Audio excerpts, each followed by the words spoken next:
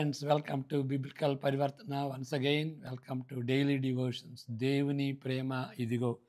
October 2వ తారీఖుకి చెందినటువంటి వాక్య భాగం ఎఫెసీ పత్రిక 2వ అధ్యాయం. అయితే 2 వచనాలు మాత్రమే మనం చదువుకుందాం. 2-3 వచనాలు మాత్రమే చదువుకుందాం. 2వ అధ్యాయం 8-9 వచనాలు ప్రార్థన చేసుకుందాం.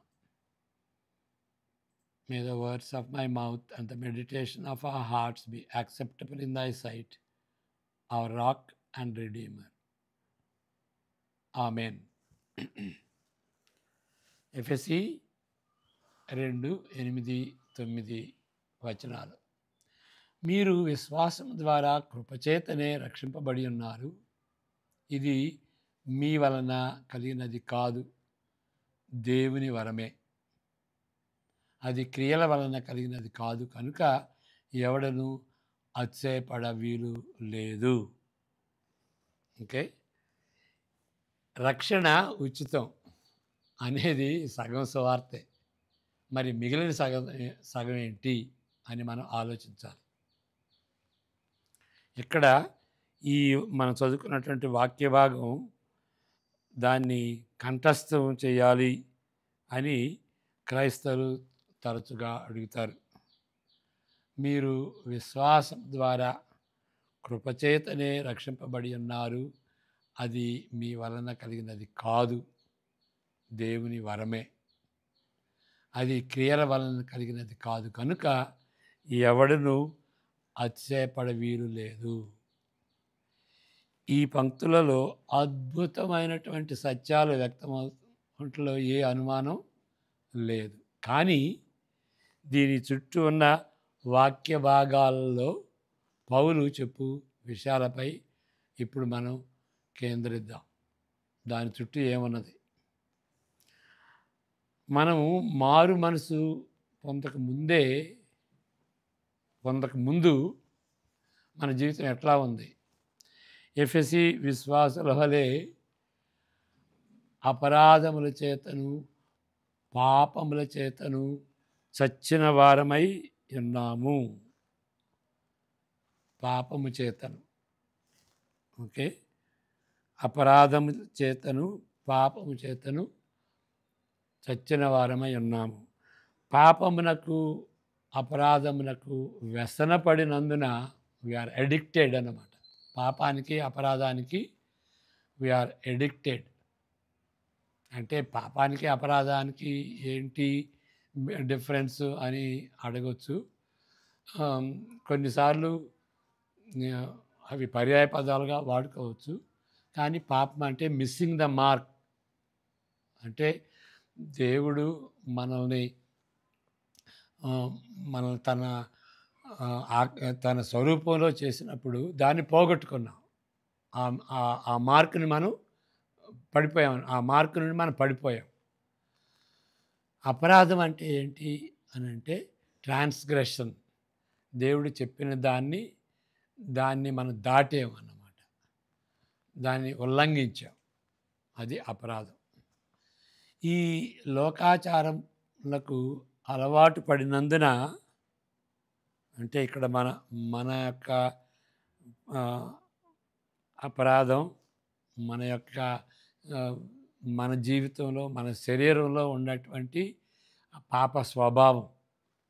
రెండవది ఏంటంటే ఈ లోకాచారములకు అలవాటు పడటం. అదే సమయంలో సైతాను చేత మోసపోయి సైతానికి బానిసత్వంగా మనం ఉన్నాం. చదువుకుందాం. 2వ అధ్యాయం మొదటి 3 వచనాలు చదువుకుందాం.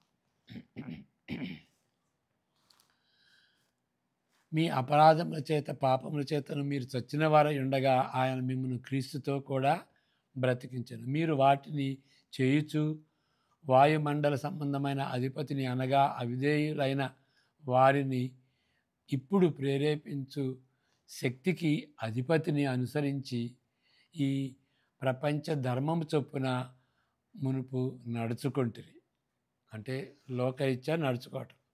వారితో కలిసి మనమందరమును శరీరము యొక్కయు మనసు యొక్కయు కోరికలను నెరవేర్చుకొనుచు మన శరీరాశలను అనుసరించి మునుపు ప్రవర్తించుచు కడమవారి వలన స్వభావసిద్ధముగా దైవో దైవోగ్రతకు పాత్రులమై ఉంటిమి.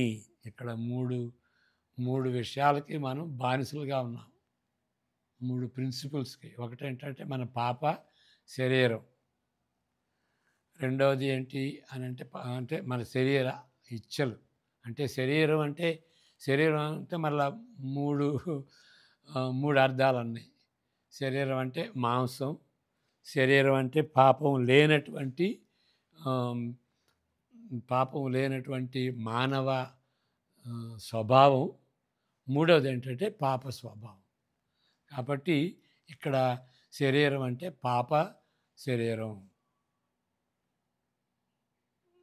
ఈ మనసులోని కోరికలను నేర్చుకుంటున్నప్పుడు సువార్తకు సానుకూలంగా స్పందించే ప్రస్తావన అసలు లేదు. మనం దీనికి బానిసలుగా ఉన్నాం. సైతానికి బానిసలమి, మన శరీర ఇచ్చలకు బానిసలమి, లోక ఆచారాలకు బానిసలమి. ఇంకా అప్పుడు మనకి మనం దేవుని వాక్యానికి, దేవుని చిత్తానికి అనుకూలంగా స్పందించే ప్రస్తావన అసలు లేదు. అంతకంటే అధ్వానం అయినటువంటి పరిస్థితి ఏంటి అంటే దురదృష్టకరమైనటువంటి అసమర్థత, నైతిక అసమర్థత. నైతికంగా కడమవారి వలనే స్వభావసిద్ధముగా దైవోగ్రతకు పాత్రులమై ఉంటిమి. అది చాలా డేంజర్. దేవుని యొక్క ఉగ్రతకు మనం పాత్రులమై. దేవుడు జోక్యము చేసుకొని కేవలము మరణమునకు పాత్రులమైన మనలను జీవములోనికి తేకపోయిన ఎడల మనకు వేరే గతి ఉండేది కాదు. గతి ఉండదు అసలు. అలాంటి పరిస్థితి. ఆయన న్యాయ తీర్పును బట్టి ఆయన ఉగ్రతకు పాత్రలము కాకుండా మన ఎడల కరుణ వ్యక్తపరచను. అది మనం ఈ భాగంలో నేర్చుకున్నది. దేవుడు తన కరుణ చొప్పున మన పాపాలను క్షమించి ఆయన ఉగ్రతకు బదులుగా మనకి ఆయన కృప చూపించాడు. అదే మనకి గతి. లేకపోతే మనం మరణానికి, నరకానికి పాత్రులైనటువంటి వాళ్ళం. అలాంటి వాళ్ళు జీవంలోనికి ఎట్లా వస్తారు? దేవుడే తీసుకురాగలడు. వేరే గతి లేదు. రెండవ విషయం, దేవుడు మన ఎడల చేసినది ఎగ్జాక్ట్గా అదే. మనము చచ్చిన వారమై ఉండగా దేవుడు కరుణా సంపన్నుడై ఉండి మనము అపరాధముల చేత చచ్చిన వారమై ఉండినప్పుడు సైతము మన ఎడల చూపిన తన మహాకృపచేత మనలను క్రీస్తుతో కూడా బ్రతికించెను అని 4-5 అధ్యాయాల్లో మనం చూస్తాం. ఇది కేవలము యేసుక్రీస్తులో మన ఎడల దేవుడు చేసినటువంటి కార్యం అది కేవలము తన మహాకృప చొప్పుననే జరిగింది. అంతేగాని మనకు మంచి బ్యాక్గ్రౌండ్ ఉంది, మన అలవాట్లు బాగున్నాయి, మనం ప్రార్థన చేసుకుంటాం, చందా ఇస్తాం, గుడికి వెళ్తాం, వాటిని బట్టి కాదు. అంటే వాటిని చేయొద్దని కాదు. అవి చేస్తే ఏమవుతుందంటే మనం కొన్ని పాపం చేయటానికి మనం పాత్రలం కాం, గురికాం. కాబట్టి దేవుడు ఆ విధంగా మనం తప్పిస్తాడు. కానీ ఈ రక్షణ అనేది కేవలం దేవుని యొక్క మహాకృప చొప్పున అని మనం గ్రహించాలి. మనంతటా మనము సహాయము చేసుకొనలేము. ఎందువలన అంటే మనం చచ్చిన వాళ్ళతో సమానం. చచ్చిన వాళ్ళతో సమానం అయితే ఇంకా మనం ఎట్లా సా మనకు మనం సహాయం చేసుకోగలం? అది. చచ్చిన వాళ్ళం అంటే ఇంకొక అర్థం కూడా ఉన్నది, తర్వాత చెప్తాను. ఇప్పుడు 3 దాకా చదువుకున్నాం కదా! 4, 5 కూడా చదువుకుందాం.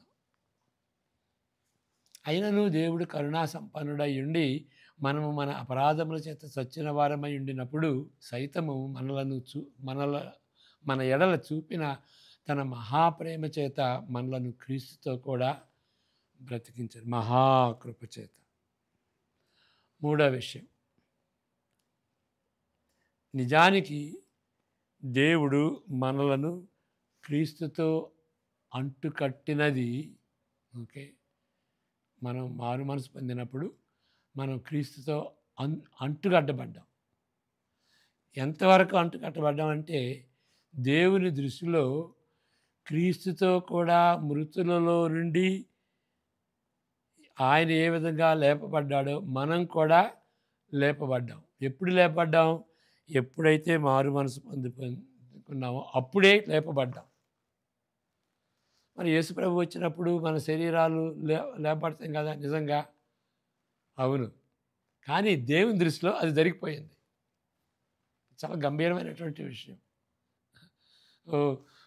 మారు మనసు పొందిన తర్వాత మీరు రక్షణ పోగొట్టుకుంటారు. ఎక్కడ రక్షణ పోద్ది? దేవుని దృష్టిలో మనం మనం మనం మృతులలో నుండి లేపబడ్డాం. ఎప్పుడైతే నిజంగా మారు మనసు పొందుతాం, నిజంగా అండర్లైన్, నిజంగా మారు మనసు పొందుతామో, దేవుని ప్రేమిస్తామో, మన పాపాలు కొట్టివేయబడతాయో, ఓకే, అప్పుడు మన జీవితం మారిపోద్ది కదా. దేవుని దృష్టిలో ఏమవుతుంది? మనం మృతులలో నుండి తిరిగి లేపబడ్డాం యేసుక్రీస్తు వలె. ఎందుకంటే యేసుక్రీస్తుతో మనం అంటుకట్టబడ్డాం. పరలోకమందు ఆయనతో కూడా కూర్చుండబెట్టెను అని ఉంటుంది 7వ వచనం. ఓకే, ఇక్కడ ఏంటి అంటే యేసుక్రీస్తు చనిపోయి తిరిగి లేచి ఎక్కడున్నాడు? దేవుని తండ్రి యొక్క కుడి పార్శ్వమున కూర్చున్నాడు. అదేవిధంగా మనం కూడా ఆయనతో కూర్చున్నాం అని ఉంటుంది. చూసారా? 6, 7 వచనాలు చదువుకుందాం. క్రీస్తు యేసునందు ఆయన మనకు చేసిన ఉపకారముల ద్వారా అత్యధికమైన తన కృపా మహిదైశ్వర్యమును రాబోవు యుగములలో కనబరచు నిమిత్తము. క్రీస్తు యేసునందు, ఓకే, రాబోవు యుగములలో, అది అండర్లైన్ చేసుకోవాలి. క్రీస్తు యేసునందు మనలను ఆయనతో కూడా లేపి పరలోకమందు ఆయనతో కూడా కూర్చుండబెట్టాడు. ఓకే, అది యాక్చువల్గా ఎప్పుడు జరుగుద్ది అని అంటే ముందు భవిష్యత్తులో జరగబోయేటువంటిది, కానీ దేవుని దృష్టిలో అది జరిగిపోయింది. భవిష్యత్తులో యాక్చువల్గా జరిగేది దేవుని దృష్టిలో, దేవుని హృదయంలో, దేవుని మనసులో జరిగింది. ఇది చాలా గంభీరమైనటువంటి మాటలు కదా. క్రీస్తు యేసునందు ఆయన మనకు చేసిన ఉపకారము ద్వారా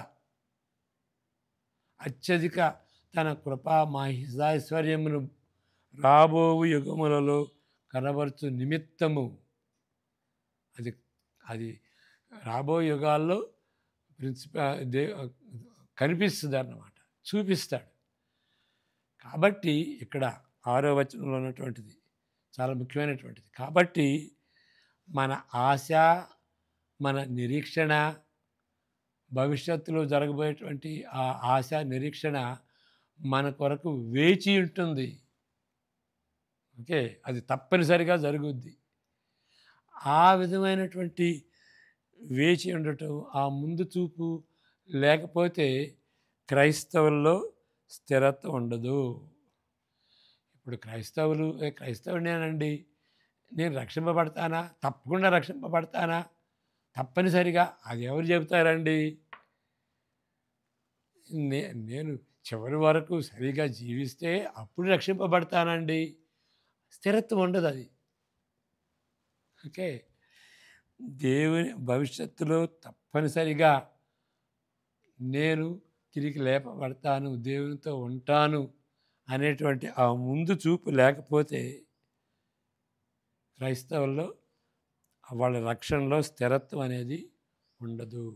సో కాబట్టి చాలా ఇంపార్టెంట్ ఇది.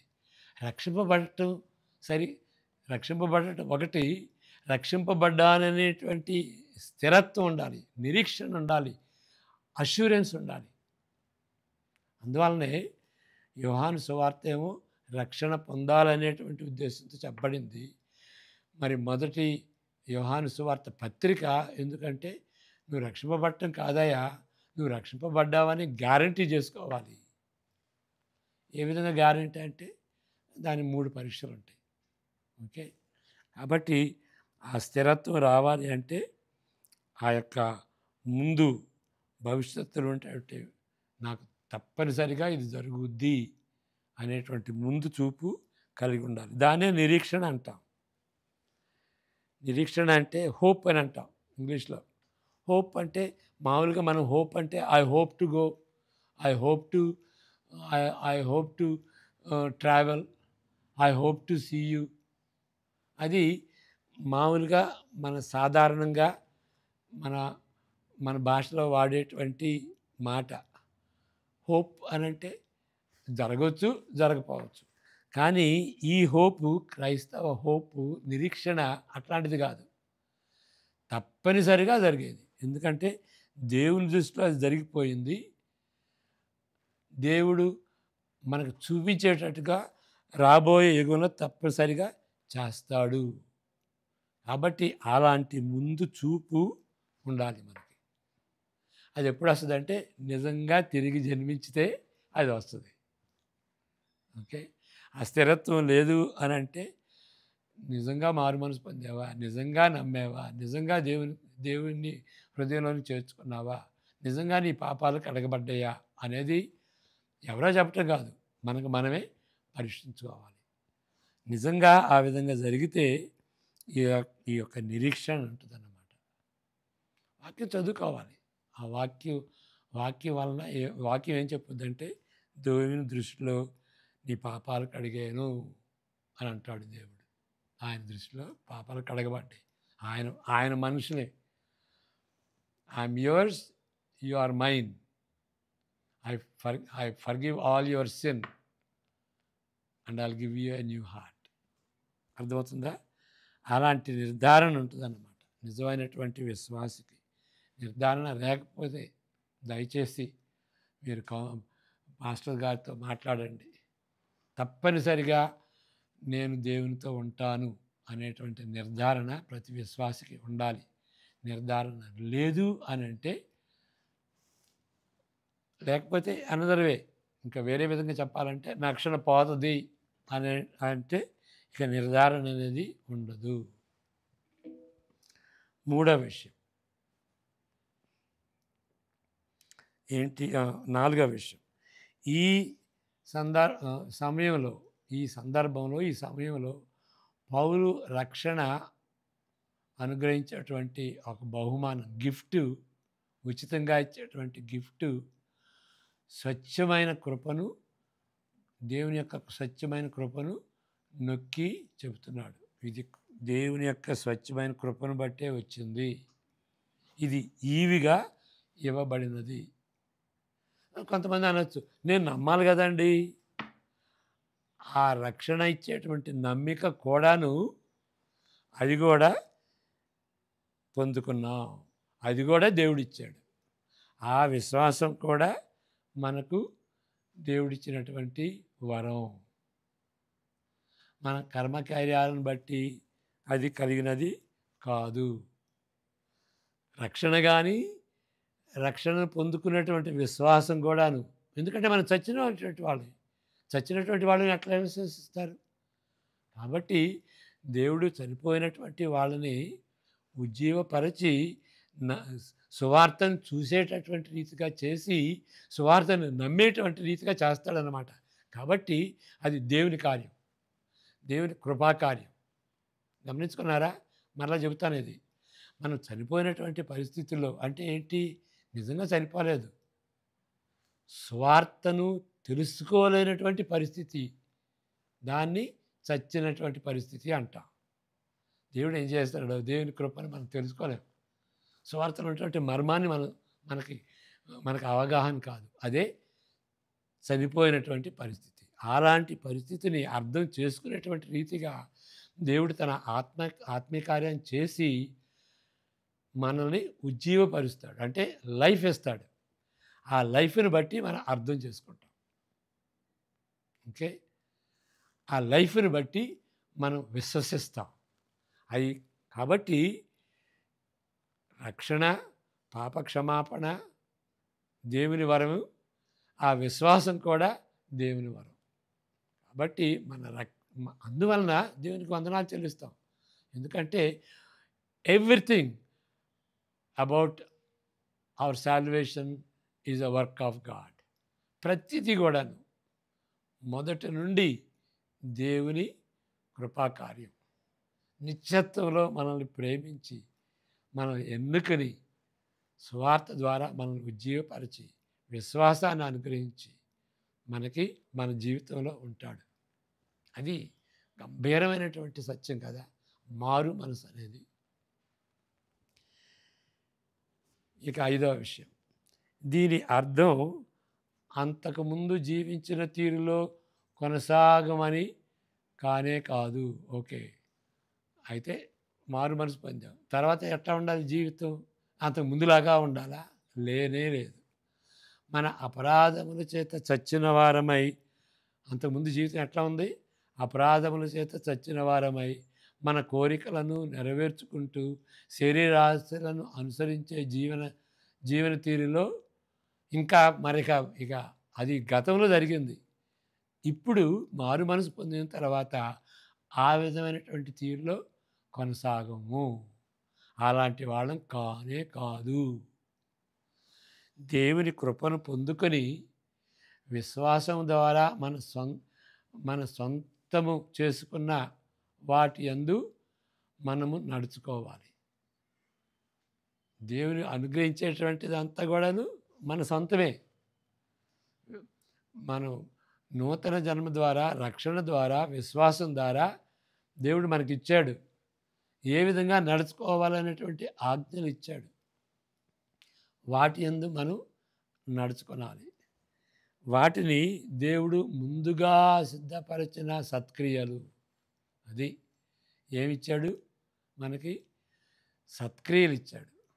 మనం ఏం చేయాలి అనేటువంటి సత్క్రియలు అన్నమాట. మనము యేసుక్రీస్తునందు సృష్టించబడిన వారమై ఆయన చేసిన పని అయి ఉన్నాము. 10వ వచనంలో భవిష్యత్తులో మన కొరకు కనిపెట్టుకుంటున్న మితిలేని సంపన్నతను తెలుసుకొనకుండా దేవుని కృపావరమైన రక్షణను ఏ విధంగా అనుభవించలేమో ఇక్కడ చూడండి. ఇక్కడ నేను కొంచెం ఈ చార్ట్ రూపంలో చెప్తాను. ఏంటి అంటే ఇక్కడ దేవుని రక్షణ, ఈ రక్షణ 2 భాగాలుగా ఉంటుంది. ఒకటి ఏంటంటే ముందు చూపు అంటే నిత్యత్వంలో ఉండేటువంటి రక్షణ. ముందు చూపు కలగాలి అంటే మన రక్షణ ముందుంటుంది. ఆ ముందు చూపు లేదు, నిత్యత్వం గురించి కాదు, లేదు ఇప్పుడే మనకి రక్షణ కావాలి అంటే ఇప్పుడే మనకి హెల్త్ ఉండాలి, వెల్త్ ఉండాలి, అన్నీ కలిసి రావాలి, అది రక్షణ. ఇక నిత్యత్వంలో ఏమీ లేదు, మనకి పాపం లేనటువంటి జీవితం మనకు వద్దు అనుకుంటే నిత్యత్వం వద్దు అన్నమాట. పరలోకం వద్దు, దేవుడు వద్దు అనుకుంటే నిత్యత్వం లేదు. దేవుడు ముందు అనుగ్రహించేటువంటి పరలోక సంబంధమైనటువంటివి అన్నమాట. వాటి మీద చూపు ఉండాలి. ఓకే. రెండవది ఏంటి అంటే ఇక్కడ మనం గతంలో జీవించినటువంటి ఆ యొక్క జీవన విధానం కాకుండా అలాంటి జీవన విధానం కాకుండా మార్పు చెందినటువంటి ఓకే, మంచి కార్యాలు చేయాలి. అది దేవుడు అంతకుముందే మనకు సిద్ధపరిచాడు.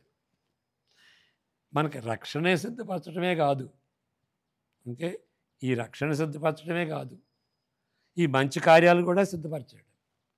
అవేంటి? మన తలాంతులు ఇచ్చాడు, ఆ తలాంతుల ద్వారా మంచి కార్యాలు చేయాలి. ఇప్పుడు శ్రమాశ్రమం ఉందనుకోండి, దేవుడు మరి దానికి తగినట్టుగా ఆశ్రమంలో పనిచేసేటువంటి వాళ్ళు, ఓకే, ఆశ్రమం ద్వారా దేవుని యొక్క సేవ చేయటం, వాళ్ళకు ఉన్నటువంటి తలాంతులు వాడుకుని కార్యాలు చేయటం. అంతేకాదు సోషల్ వర్క్ చేయటం, ఓకే, మంచి కార్యాల్లో భాగం అన్నమాట. రిలీజియస్ వర్క్ కానీ సోషల్ వర్క్ కానీ, ఇతరులకు మంచి చేయటం, అలాంటిది దేవుడు సిద్ధపరిచాడు అన్నమాట. కాబట్టి ఈ రక్షణ అనేది ఈ రెండింటికి సంబంధించింది. కాబట్టి రక్షణ, దేవుని కృపతో రక్షణ పొందామంటే సరిపోదు, ఈ రెండు కూడా ఉండాలి. ఈ రెండు లేకపోతే మన రక్షణని సగమే అర్థం చేసుకున్నాం, సగమే జీవిస్తున్నాం. అది సగం రక్షణ, రక్షణ కాదు. ఇది లేకపోతే రక్షణ లేదు. సగం రక్షణ ఏంటి? అసలు రక్షణ అసలే లేదు అని గమనించుకోవాలన్నమాట. కాబట్టి అది మనం అనుకుంది. రక్షణ ఉచితం అనేది సగం సువార్త. ఇంకా చెప్పాలంటే అసలు సువార్తే కాదు. సువార్త అంటే ఏంటి అని అంటే ఈ రెండు ఉండాలి. ఇది లేకుండా ఈ రెండు ఉండవు. అది మనం చదివినటువంటి వాక్య భాగం. మరి 8, 9 చదువుకున్నాం కదా, 10వ వచనం కూడా చదువుకుందాం. మరియు వాటి యందు మనము నడుచుకొనవలెనని దేవుడు ముందుగా సిద్ధపరిచిన సత్క్రియలు చేయుటకై మనము క్రీస్తు యేసునందు సృష్టింపబడిన వారమై ఆయన చేసిన పనివారమై ఉన్నాము. కాబట్టి ఇక్కడ ఈ కార్యాల గురించి ఇంకా ఇంకొక విషయం చెప్పాలంటే ఏంటంటే, ఇవి ఈ కార్యాలు, మంచి కార్యాలు, అది దేనిలో దాన్ని ఏమనాలి అని అంటే, ఈ రెండింటిని, రక్షణ, ఈ మంచి కార్యాలు, ఈ రెండింటిని కలిపి దాన్నే పరివర్తన జీవితం అంటాం. బిబ్లికల్ పరివర్తన అనేటువంటిది ఏంటి? ఈ రెండు కలిపినటువంటిది.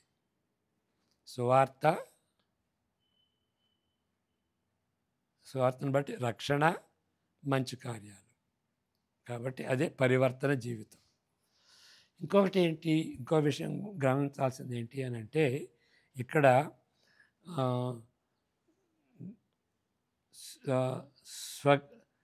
స్వక్రియలు ఉంటాయి కదా. అంటే మంచి